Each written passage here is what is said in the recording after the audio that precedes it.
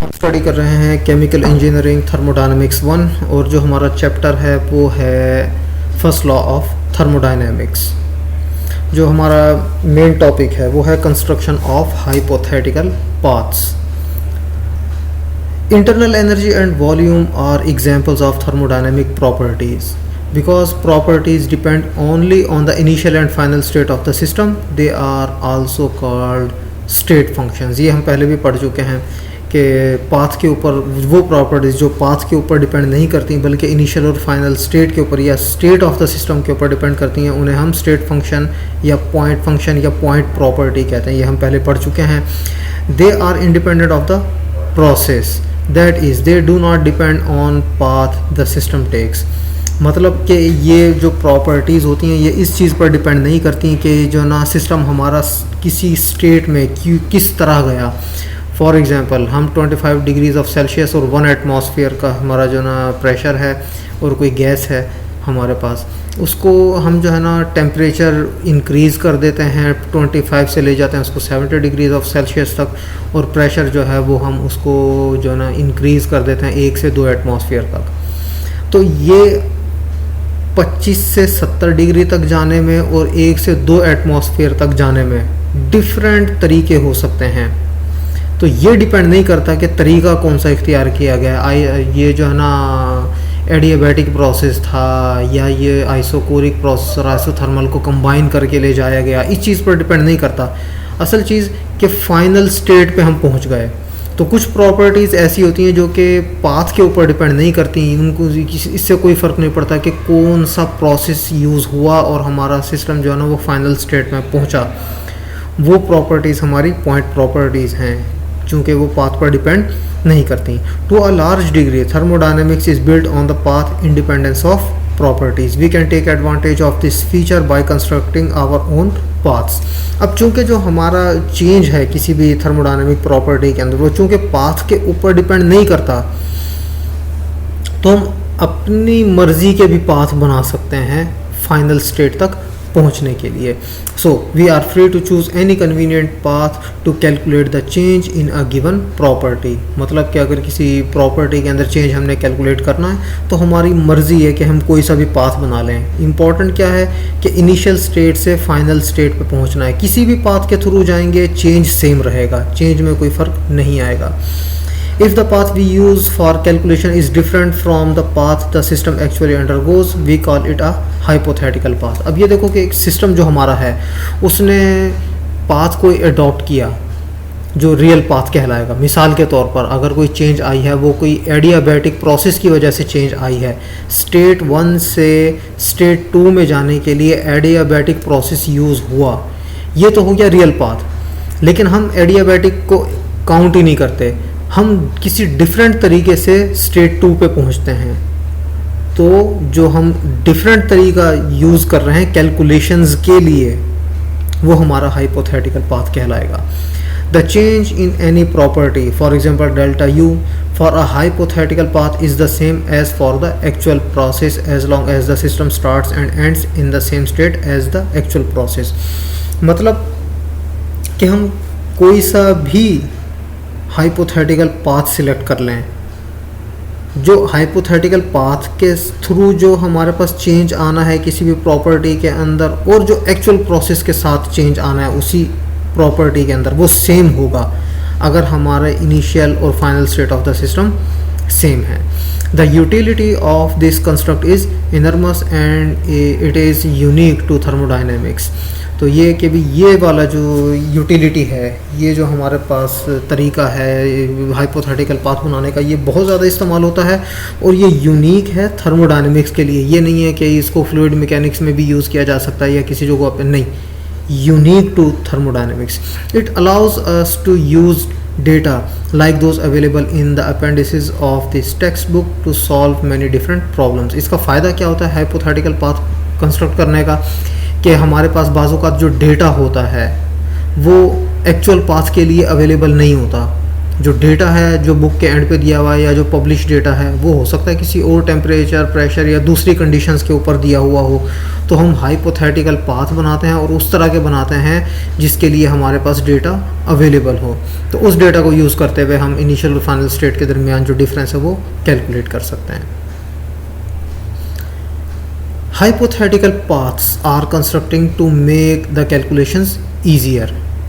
ये इससे कैलकुलेशंस हमारे लिए आसान हो जाती। क्यों? क्योंकि हाइपोथेटिकल पाथ के लिए जो टेबल्स हैं वो बुक के एंड पे दिए हुए हैं, तो कैलकुलेशन आसान हो जाती है। In fact the ability to construct hypothetical paths between states allows for efficient collection and organization of experimental data. Often a path is constructing so that we can use available physical data. Much of the methodology of this textbook is based on using judicious choices of hypothetical paths to develop theory or obtain solutions to engineering problems of interest. We will not go through every possible path that may ever be useful. ये नहीं है कि सारे के सारे जितने possible path हैं सारे के सारों के साथ कैलकुलेशन करें, ऐसा नहीं है। The goal is to get you to recognize when you can appropriately construct a hypothetical path, कि भी ये पता लगाना कि कब आपको ज़रूरत पड़नी है हाइपोथेटिकल पाथ की। बाज़ औक़ात ऐसा भी हो सकता है जो रियल प्रोसेस दिया हुआ है, जो एक्चुअल प्रोसेस है, उसी के साथ कैलकुलेशन ज़्यादा आसान हो, और हाइपोथेटिकल पाथ जो है ना उसमें आपको ज़्यादा मेहनत करनी पड़े।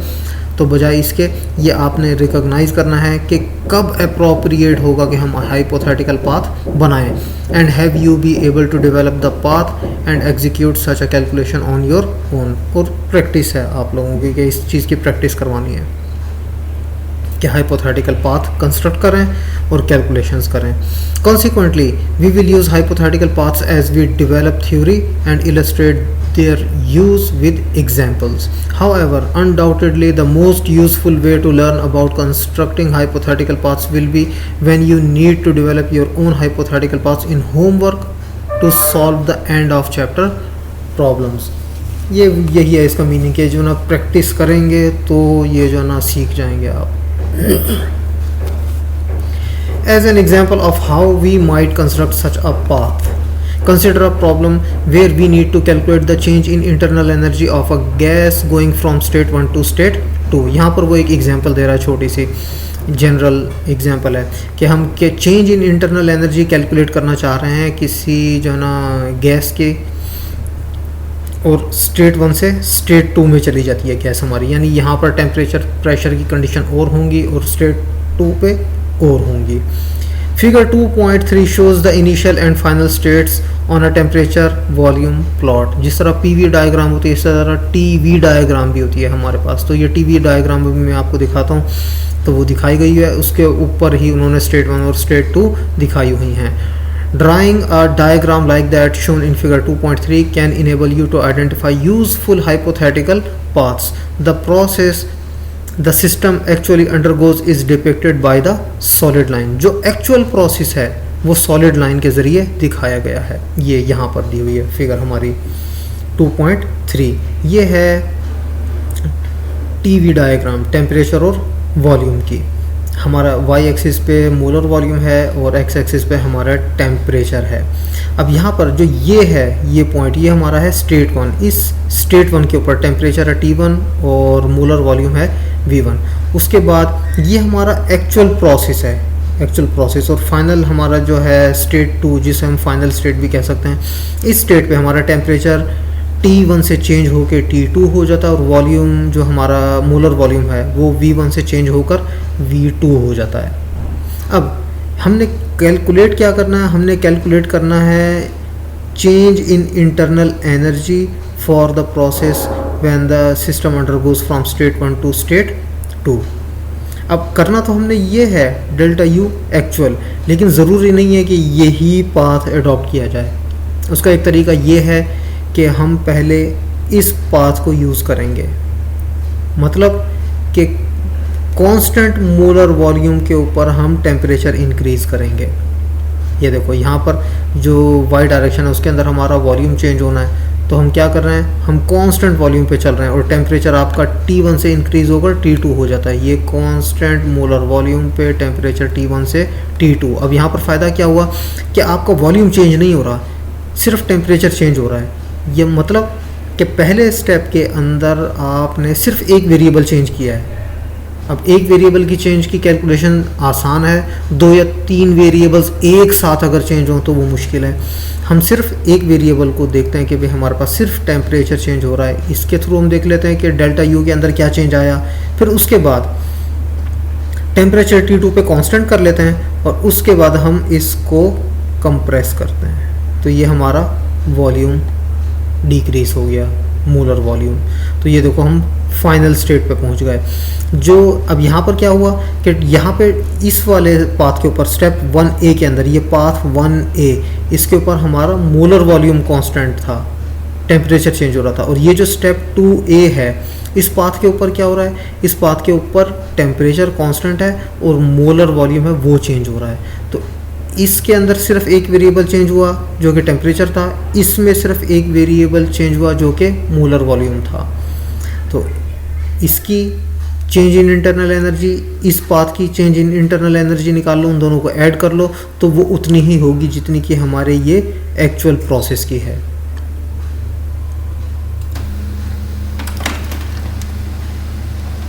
यहाँ पर however to solve this problem we may use any path we want as long as the path starts at the initial state and ends at the final state। मतलब कि पाथ जो है वो कोई सा भी ले लें, लेकिन हमारी जो इनिशियल और फाइनल स्टेट्स हैं वो सेम होनी चाहिए। एक्चुअल के लिए इनिशियल स्टेट ये और फाइनल स्टेट ये, और हाइपोथेटिकल पाथ उसके लिए भी इनिशियल स्टेट ये है और फाइनल स्टेट ये है, स्टेट हमारी चेंज नहीं हुई।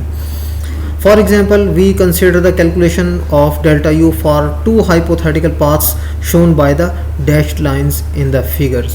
First, we consider a 2-step hypothetical path which we call path A. This path consists of first heating the gas at constant volume from T1 to T2 and then isothermally compressing the gas from V1 to V2. The calculations are simplified because only one property changes at a time. ये हम already diagram के साथ discuss कर चुके हैं। However, this path may not be good enough to allow us to calculate delta U। लेकिन है क्या कि ये पाथ जो है ना बेहतर नहीं है डेल्टा U कैलकुलेट करने के लिए। Often the data that is available for the isothermal heating is for ideal gases। कि जो अमूमी तौर पर जो हमारे पास आइडियल गैसेस के लिए डेटा होता है, आइसोथर्मल चेंजेस का जो आइसोथर्मल हीटिंग का जो डेटा है वो आइडियल गैसेस के लिए हमारे पास मौजूद होता है। लेकिन जो गैस हम यूज़ कर रहे हैं वो रियल गैस है, वो आइडियल गैस तो नहीं है। तो in that case we may need to add another step to the hypothetical path. अब हम क्या करते हैं, हम एक और स्टेप ऐड कर देते हैं हाइपोथेटिकल पाथ के अंदर, as shown in path B. ये पाथ हमारा बी है, ये वाला, ये एक्चुअल पाथ था। ये हमने अभी शो करवाया कि एक variable at a time change होता है, इनको चेंज इन इंटरनल एनर्जी जो ना वो ऐड कर लेंगे तो यही वाली चेंज इन इंटरनल एनर्जी बन जाएगी। लेकिन अच्छा पाथ कौन सा है, अच्छा पाथ ये वाला है बी। उसकी वजह क्या है वो हम यहाँ पर भी देख लेते हैं। In this case we first expand the system to a very large molar volume V large where the gas behaves as an ideal gas. ये देखो यहाँ पर हम क्या करते हैं कि हम आइसोथर्मली यानी सेम कांस्टेंट टेम्परेचर के ऊपर हम क्या करते हैं, हम इसको एक्सपेंड कराते हैं गैस को और वॉल्यूम उसका बहुत ज़्यादा कर देते हैं गैस का। इसका क्या फ़ायदा होगा कि गैस के मॉलिक्यूल्स एक दूसरे बहुत ज़्यादा दूर हो जाएंगे और वो तकरीबन इस तरह बिहेव करने लग जाएगी जैसे कि आइडियल गैस होती है हमारे पास कोई। अब हमारे पास चूँकि डेटा जो टेबल्स की फॉर्म में वो आइडियल गैसेस के लिए मौजूद है, तो ये गैस जो रियल थी इसको बहुत ज़्यादा हाई वॉल्यूम करके हमने उसको तकरीबन इस तरह कर दिया जैसे वो आइडियल गैस हो। तो हम आइडियल गैस का डेटा भी इस गैस के लिए यूज़ कर सकते हैं। The next two steps are similar to path A। अगले 2 स्टेप जो हैं वो सेम हैं पाथ A की तरह। ये देखो, पहले कांस्टेंट वॉल्यूम पे टेम्परेचर चेंज, कांस्टेंट वॉल्यूम पे टेम्परेचर चेंज हो गया B के अंदर भी, और फिर उसके बाद A के अंदर क्या था सेकंड स्टेप कि कांस्टेंट टेम्परेचर आइसोथर्मल कंप्रेशन। तो यहाँ पर भी ये जो स्टेप भी है, इसके अंदर भी दूसरा स्टेप आइसोथर्मल कंप्रेशन ही है. In such a case, we may need to have redrawn our hypothetical path from the choice that we first conceived. Coming up with clever hypothetical paths can turn into quite a creative endeavor and is a key to problem solving and understanding thermodynamics. तो एक अच्छा path सोचना कि जिससे आपकी calculations आसान भी हों और एक्चुअल प्रोसेस के करीब भी हों. तो इस तरह का पाथ जो है ये प्रैक्टिस के ज़रिए जो ना सीखा जा सकता है सिर्फ. उसके बाद हमारा मेन टॉपिक आ जाता है reversible and irreversible processes. This is one of the most important topic in chemical engineering thermodynamics under the head of first law of thermodynamics. क्योंकि रिवर्सिबिलिटी और इरिवर्सिबिलिटी का कॉन्सेप्ट जो है वो समझना थोड़ा सा मुश्किल होता है. यहाँ पर जो बुक मैं यूज़ करवा रहा हूँ इसके अंदर फ़ायदा ये है कि इसके अंदर एक इस तरह की एग्जांपल दी गई है कि उससे आपको रिवर्सिबल और इरिवर्सिबल में फ़र्क पता चलेगा कि आखिर इनमें फ़र्क क्या होता है. तो सबसे पहले हम बात करते हैं रिवर्सिबल प्रोसेसेस की. The concept of a reversible process is crucial in understanding thermodynamics. A definition for reversible process is as follows. अभी reversible process की बात हो रही है. A process is reversible if after the process occurs the system can be returned to its original state without any net effect on the surroundings. This result occurs only when the driving force is infinitesimally small. कि अगर कोई process हो रहा है, जब वो process हो जाए उसके बाद सिस्टम को वापस उसकी ओरिजिनल स्टेट में लाया जा सकता है without any change in the surrounding. So this result occurs only when the driving force is infinitesimally small. ये उसी वक्त पॉसिबल है जब हमारी ड्राइविंग फोर्स जो है वो इंतहाई छोटी हो. जो इनफाइनाइटेसिमली स्मॉल है इसका मीनिंग होता है 10 to the power -6 के ऑर्डर्स में. यहाँ से स्टार्ट होता है इनफाइनाइटेसिमली small. We will see that to accomplish a reversible process, we must be able to reverse the direction of the process at any point and go the other way by changing the driving force by an infinitesimal amount. कि भाई हमारा process अगर हुआ है तो उसको वापस पहली स्टेट में ले जाने के लिए सिस्टम उसी पॉइंट्स में से पास करे जिससे वो आया था. तो ये उसी सूरत में पॉसिबल है कि अगर ड्राइविंग फोर्स जो है वो इनफाइनाइटेसिमल अमाउंट से चेंज होती है. For a process to be reversible there can be no friction. ये कंसिडरेशन क्या है, ये इसको आप कह लें कि हमारी जो है ना आइडियलाइजेशन या जिसे हम कहते हैं एजम्पशन हमारी ये है कि फ्रिक्शन नहीं है. We use driving force as a generic term that represents some type of influence on the system to change. If a gas undergoes an expansion process, we must be able to turn the process around at any point and compress it merely by changing the force on the piston by an infinitesimal amount. अगर कोई gas expand हो रही है तो उसको expansion को रोककर वापस कंप्रेशन पर उसी स्टेट पे लाने के लिए जिसमें वो पहले थी, क्या करेंगे कि हम उसके जो ड्राइविंग फोर्स है वो क्या बनेगी, जो एक्सटर्नल प्रेशर है वो इंक्रीज़ कर दिया जाएगा. तो इनफाइनाइटेसिमल अमाउंट में चेंज करके उसको वापस उसी पॉइंट पे अगर ले आते हैं जिन पॉइंट्स में से वो पहले गुजर के गया था, तो ये हमारे पास होगा reversible process. For example, if we examine the process depicted in figure E2.3, we realize that this condition cannot be accomplished. If the piston is halfway up, it would take more than infinitesimal force to turn it around and begin compressing the gas inside. Hence, we label the process depicted in figure E2.3 irreversible. ये देखो, ये हमारा process हुआ है. शुरू में हमारी gas जो है उसका प्रेशर 2 बार है, वॉल्यूम उसका 10 लीटर है, 1 मोल गैस का है. यहाँ पर हमने पिस्टन को फिक्स किया हुआ, ये मूव नहीं कर सकता ऊपर. जो एक्सटर्नल प्रेशर है वो 1 बार है, इंटरनल प्रेशर ये 2 बार है.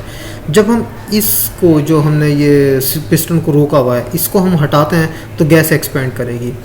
जब ये गैस एक्सपेंड करेगी तो अब किसी भी पॉइंट पर ऐसा नहीं हो सकता कि हम जो है ना इसको वापस उसी स्टेट में ले आएँ इनफाइनाइटेसिमल अमाउंट जो है ना वो एक्सटर्नल प्रेशर इंक्रीज़ करके वापस इसको नहीं लाया जा सकता. इसीलिए इस तरह के जो प्रोसेस हैं उनको हम क्या कहते हैं कि ये रियल प्रोसेस हैं और इरिवर्सिबल प्रोसेस हैं, ये रिवर्स नहीं किए जा सकते.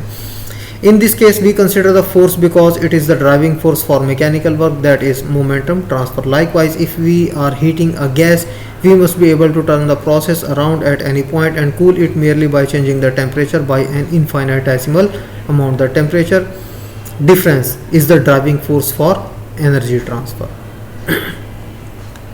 Reversible processes are never completely realized in real life. Real life में जो हमारे ये रिवर्सिबल प्रोसेस नहीं होते, क्योंकि इस तरह नहीं होता कि आपका जो है ना जिस पाथ से होता हुआ जिन जिन पॉइंट्स में से गुजरता हुआ हमारा सिस्टम जो है ना किसी एक स्टेट से फाइनल स्टेट में गया है, फाइनल से इनिशियल स्टेट में वापस जाने के लिए इनफाइनाइटेसिमल अमाउंट के अंदर हम जो है ना ड्राइविंग फोर्स को चेंज करें और वापस उस स्टेट के अंदर पहुंच जाएं.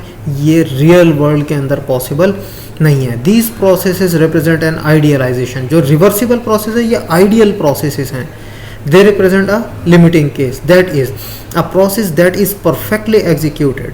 However, in engineering, these types of idealization are often useful. लेकिन idealization का फ़ायदा क्या है?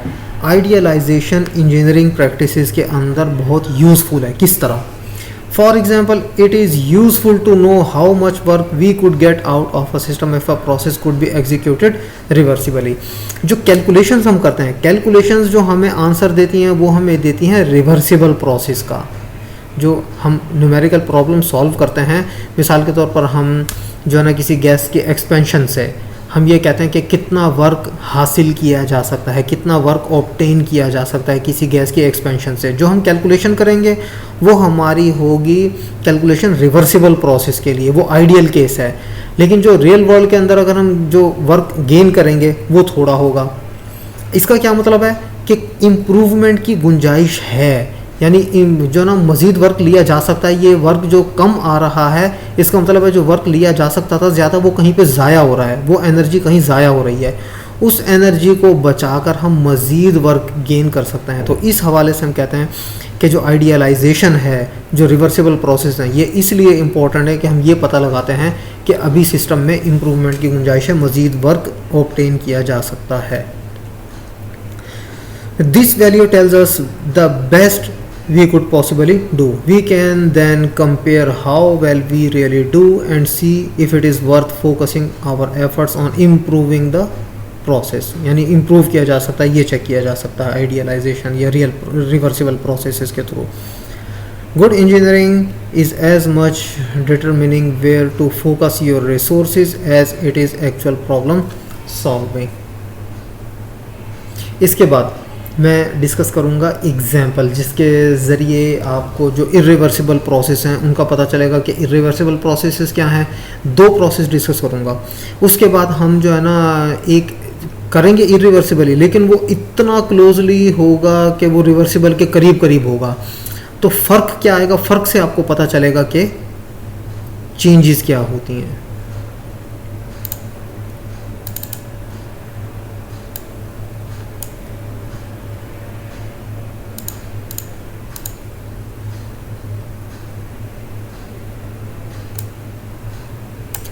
ये हमारा जो है ना इरिवर्सिबल प्रोसेसेस के अंदर हम जो है ना सबसे पहले एक सिस्टम स्टडी कर रहे हैं और जो हमारा प्रोसेस है वो है आइसोथर्मल एक्सपेंशन.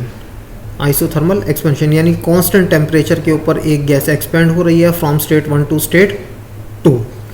अब जो गैस है हमारी वो है 1 मोल, 1 मोल ऑफ गैस. जो एक्सटर्नल प्रेशर है वो है एटमॉस्फेरिक प्रेशर, वो है 1 एटमॉस्फेयर. पिस्टन का जो एरिया है, ये हमारे पास पिस्टन सिलेंडर असेंबली है, इसके अंदर जो ये हमारा पिस्टन है इसका एरिया है 0.1 स्क्वायर मीटर. यहाँ पर ये गलती से 0.4 लिखा गया, ये 0.1 है. Area 0.1 square metre. जो पिस्टन की हाइट है यहाँ से लेकर यहाँ तक ये हमारी है 0.4 मीटर. तो जो हमारा वॉल्यूम होगा गैस का वो कैसा होगा, किस तरह निकलेगा, एरिया इंटू हाइट. तो 0.1 square metre multiplied by 0.4 metre is equal to 0.04 cubic metre. ये हमारे पास वॉल्यूम आ गया गैस का. अब जो हमारे पास मोलर वॉल्यूम होता है वो क्या होगा, volume divided by number of moles. Number of moles हमारे पास 1 मोल है, वॉल्यूम हमारे पास 0.04 है, तो ये हमारे पास 0.04 क्यूबिक मीटर पर मोल, ये हमारा मोलर वॉल्यूम आ गया.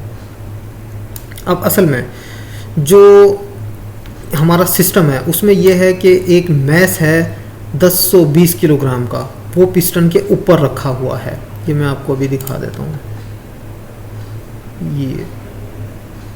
ये वाला, ये देखें 0.1 square metre, 1 mole of gas, और ये 0.4 मीटर की हाइट, वही सिस्टम है। एटमॉस्फेरिक प्रेशर था, इसके अंदर हमने एक और इस जो एक्सटर्नल प्रेशर है एक एटमॉस्फेयर का, इसके अलावा एक हमने इसके ऊपर मैस भी रखा हुआ है 1020 किलोग्राम का। जब हम इस पे से ये मैस रिमूव करेंगे, ये उठा लेंगे, तो ये देख लो यहाँ से मैस ख़त्म हो गया, और ये एक्स्ट्रा प्रेशर ख़त्म होने की वजह से गैस क्या कर जाएगी, एक्सपेंड कर जाएगी। टेम्परेचर सेम रहेगा, तो इसलिए ये आइसोथर्मल एक्सपेंशन है। तो जो मैस है पिस्टन के ऊपर वो 1020 किलोग्राम है। अब इस मैस की वजह से जो वेट है पिस्टन के ऊपर, जो फोर्स लग रही है, वो क्या होगा, force is equal to mass times acceleration. ये हमारे पास जो वेट होगा 1020 kilogram multiplied by 9.8 metre per square second. तो ये जो वेट की वजह से जो फोर्स लग रही है पिस्टन पे, वो इन दोनों को मल्टीप्लाई करना है, तो 9996 न्यूटन। अब इस फोर्स, ये force divided by area of the piston, ये क्या बन जाएगा, प्रेशर। प्रेशर क्या होता है, फोर्स पर यूनिट एरिया। तो जो फोर्स एरिया 0.1 स्क्वायर मीटर पे लग रही है, वो हमारे क्या होगा, pressure due to weight, PW का नाम दे रहा हूँ मैं इसको, प्रेशर ड्यू टू वेट। तो फोर्स हमने अभी भी कैलकुलेट की 9996 न्यूटन, और जो एरिया है ये 0.1 स्क्वायर मीटर। इसको जब हम सॉल्व करते हैं तो ये हमारे पास 99960 न्यूटन पर स्क्वायर मीटर, और न्यूटन पर स्क्वायर मीटर पास्कल होता है हमारा। पास्कल को हम कन्वर्ट कर लेते हैं एटमॉस्फेयर के अंदर। हमारे पास 1,01,0325 पास्कल, ये एक एटमॉस्फेयर के इक्वल होता है। तो सिर्फ यूनिट्स हमने चेंज किए हैं, पास्कल से पास्कल कैंसिल हो जाएगा। इसको जब सॉल्व करते हैं तो ये 0.99 एटमॉस्फेयर बन जाता है, यानी कि 1 एटमॉस्फेयर है। अब दो हमारे पास जो है ना टोटल प्रेशर बन रहे हैं, दो कंपोनेंट हैं, एक एक्सटर्नल प्रेशर जो ऊपर एयर है उसकी वजह से, और दूसरा प्रेशर है वेट की वजह से। जो एक्सटर्नल प्रेशर है वो 1 एटमॉस्फेयर है, और जो वेट की वजह से प्रेशर वो भी हमने कैलकुलेट किया, वो भी कितना है, 1 एटमॉस्फेयर। तो टोटल प्रेशर कितना हो गया, 2 एटमॉस्फेयर।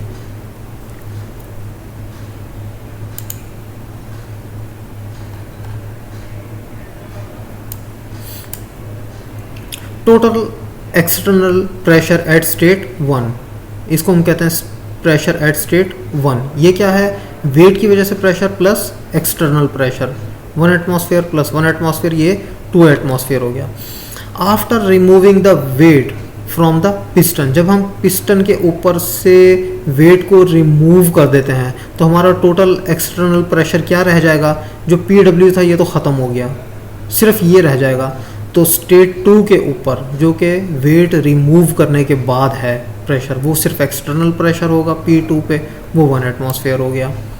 अब गैस चूँकि आइडियल गैस है, हम आइडियल गैस लॉ यूज़ कर सकते हैं, PV is equal to nRT। n हमारा 1 मोल, बेशक स्टेट 1 पे है गैस, बेशक स्टेट 2 पे है, नंबर ऑफ मोल्स तो चेंज नहीं होंगे, ये 1 मोल है। R ये भी कांस्टेंट है, T आइसोथर्मल प्रोसेस है, ये भी कांस्टेंट है। अब PV is equal to nRT, n को हम V से डिवाइड कर देते हैं, ये हमारा मोलर वॉल्यूम बन जाएगा। तो ये हमारी इक्वेशन हो गई PV is equal to RT। अब इसको हम स्टेट 1 के लिए जब यूज़ करेंगे तो ये बन जाएगा P1V1, ये चूँकि कांस्टेंट है इसके लिए R1 और T1 की ज़रूरत नहीं है। स्टेट 2 के ऊपर P2V2 is equal to RT। State 1 की राइट हैंड साइड और स्टेट 2 की राइट हैंड साइड ये दोनों इक्वल हैं, इसका मतलब है P1V1 is equal to P2V2। तो P1V1 is equal to P2V2। यहाँ से V2 हम कैलकुलेट कर लेते हैं। V2 हमारे पास होगा P1V1 ओवर P2।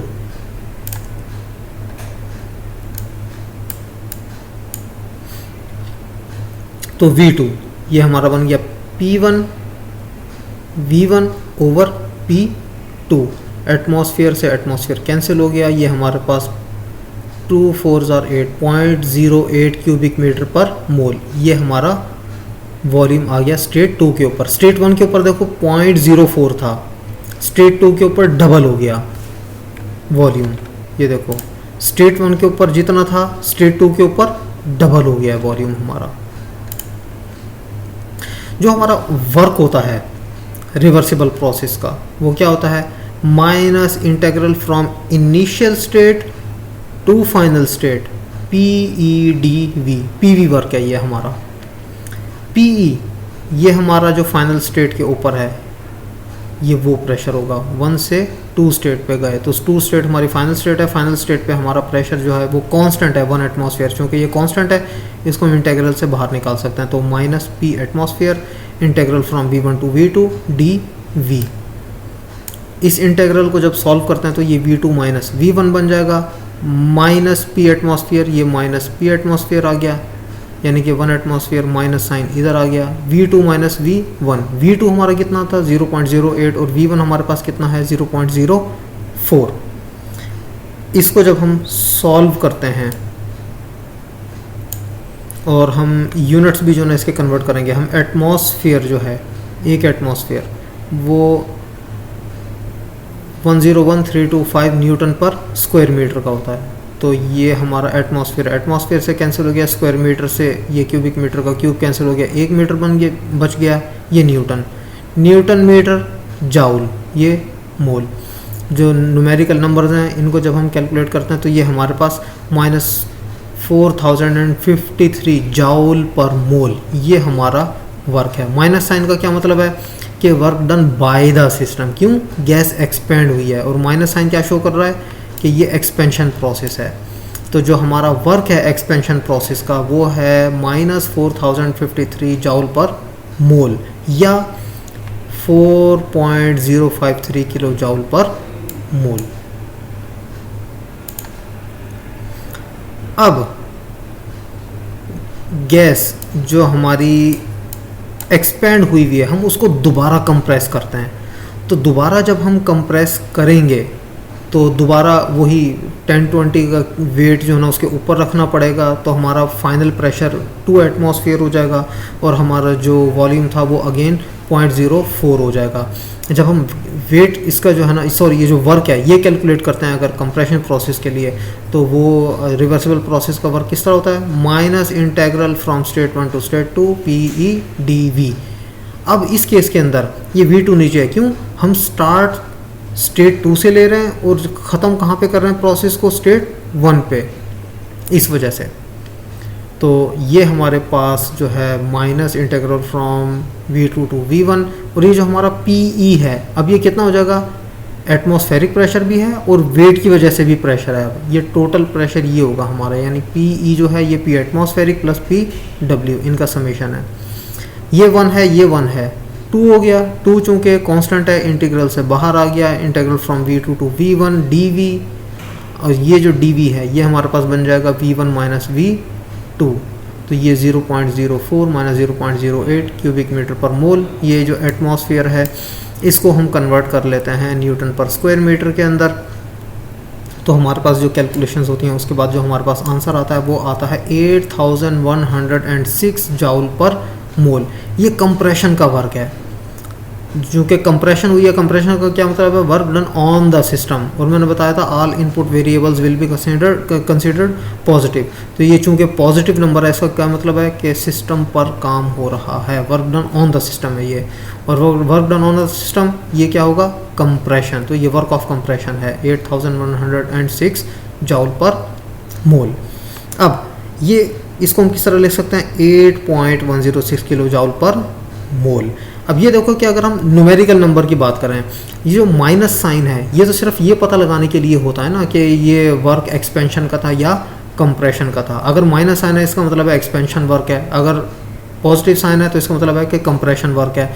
अगर हम साइन को हटा दें तो देखो जो असल चीज़ यहाँ पे अब समझने की है कि जब हमने एक्सपेंड किया था सिस्टम को, तो सिस्टम ने जितना वर्क किया वो 4 किलो जाउल था, और जब हमने कंप्रेस किया तो हमने डबल वर्क करके उसको वापस इनिशियल स्टेट पे लेकर आए हैं। हालांकि होना तो ये चाहिए था कि सिस्टम जितने वर्क करने के वजह से एक्सपेंड हुआ था उतना ही वर्क अगर हम सिस्टम के ऊपर करते तो इसको कंप्रेस हो जाना चाहिए था, लेकिन कंप्रेशन के लिए डबल वर्क चाहिए हमें। तो ये किस वजह से है, ये है इरिवर्सिबिलिटी की वजह से।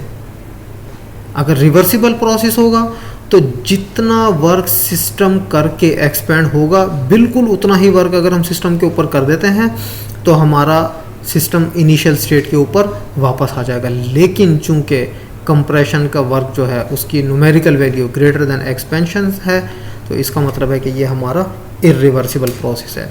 नेक्स्ट हम एक ऐसी एग्जांपल भी देखेंगे कि जिसके अंदर हम जो है ना, जो एक्सटर्नल प्रेशर है, एक्सटर्नल प्रेशर को बहुत इनफाइनाइटेसिमल अमाउंट में बढ़ाएंगे, तो फिर हम देखेंगे कंप्रेशन और एक्सपेंशन ये दोनों सेम आंसर आएंगे, तो वो हमारा होगा रिवर्सिबल प्रोसेस की आइडियलाइजेशन।